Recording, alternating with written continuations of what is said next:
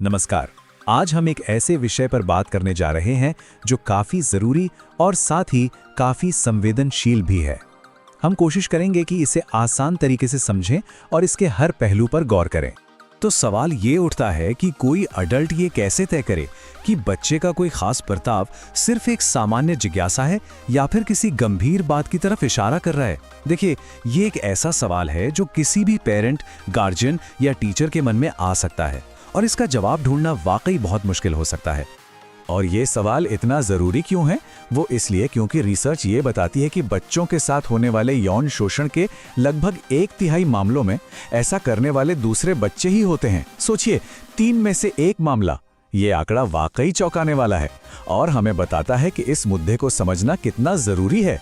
तो इसी गंभीर आंकड़े को ध्यान में रखते हुए चलिए सबसे पहले एक बुनियाद तैयार करते हैं। मतलब हमें ये समझना होगा कि बच्चों के हेल्दी डेवलपमेंट और उस बिहेवियर के बीच क्या फ़र्क है जो अपनी हदें पार कर रहा हो। तो देखिए, एक तरफ है हेल्दी डेवलपमेंट, जिसमें उम्र के हिसाब से बच्चे में जिज्ञासा होती है, अपने हमउम्र दोस्तों के साथ कुछ जानने समझने की कोशिश होती है, सब कुछ आपसी सहमति से। और दूसरी तरफ है वो बर्ताव जो हानिकारक है। इसमें ज़बरदस्ती, धमकी या एक तरह का पावर इम्बैलेंस दिखाई देता है। यहाँ पर सहमति या रजामंदी का तो सवाल ही नहीं उठता। और यहाँ एक बात गांठ बांधने वाली है। कॉन्टेक्स्ट यानी कि संदर्भ सब कुछ है। किसी भी व्यवहार को समझने के लिए ये देखना बेहद ज़रूरी है कि बच्चे की उम्र क्या है, उसका डेवलपमेंटल स्टेज क्या है और वो सिचुएशन असल में थी क्या। जाहिर है, एक 5 साल के बच्चे का बर्ताव और एक 15 साल के बच्चे का बर्ताव दोनों को एक ही तराजू में नहीं तोला जा सकता।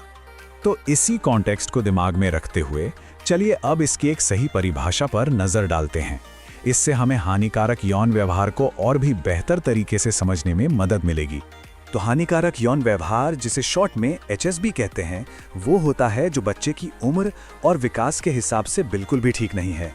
ये बर्ताव न तो उनके लिए सुरक्षित है और न ही दूसरों के लिए। आसान भाषा में कहें तो ये वो हरकतें हैं जो बच्चे की उम्र के लिहाज से गलत हैं और जिससे किसी को भी नुकसान पहुंच सकता है। अब देखिए, किसी सिचुएशन में तुरंत ये फर्क कर पाना कि कौन सा बर्ताव ठीक है और कौन सा नहीं, ये बहुत मुश्किल हो सकता है। और इसीलिए एक्सपर्ट्स एक खास फ्रेमवर्क या एक ढांचे का इस्तेमाल करते हैं। ये हमें सही फैसला लेने में गाइड करता है और वो फ्रेमवर्क है हैकेट कॉन्टिन्यूम। ये बेसिकली एक टूल है जो अडल्ट्स की मदद करने के लिए बनाया गया है। इससे किसी भी बच्चे के यौन व्यवहार को सही और एक जैसे तरीके से आंका जा सकता है, ताकि हमें ये साफ हो जाए कि असल में हो क्या रहा है और हमें कैसे रिएक्ट करना है। इसको समझने का सबसे आसान तरीका पता है क्या है? इसे एक ट्रैफिक लाइट की तरह सोचिए। हरा, पीला और लाल। ये ट्रैफिक लाइट हमें ये समझने में मदद करती है कि कब हमें आगे बढ़ना है, कब सावधान होना है और कब तुरंत रुक जाना है। तो चलिए अब इस ट्रैफिक लाइट सिस्टम को थोड़ा और गहराई से समझते हैं और देखते हैं कि ये हर लेवल के लिए एक प्रैक्टिकल एक्शन प्लान कैसे तैयार करता है। इससे हमें पता चलेगा कि कब चिंता करने की जरूरत है और कब एक्शन लेना जरूरी है। सबसे पहले है हरा रंग। इसका मतलब है वो बर्ताव जो पूरी तरह से नॉर्मल है और बच्चे की उम्र के हिसाब से ठीक है। इसमें घबराने वाली कोई बात नहीं है, बल्कि ये एक मौका है बच्चे से बात करने का, उसे सहमति, प्राइवेसी और हेल्दी रिश्तों के बारे में सिखाने का। तो ये एक टीचिंग मोमेंट है, पैनिक मोमेंट नहीं। अब आते हैं पीले रंग पर।